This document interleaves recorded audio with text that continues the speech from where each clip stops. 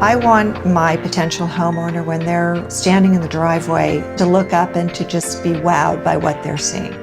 So I'm always looking for something new, something interesting, a new product, a new finish. The Aspyre collection by James Hardie does offer design versatility because there are so many choices. The V-groove, for instance, can be applied vertically on one house and horizontally on the other house, and they'll look different. It's kind of like a Lego set.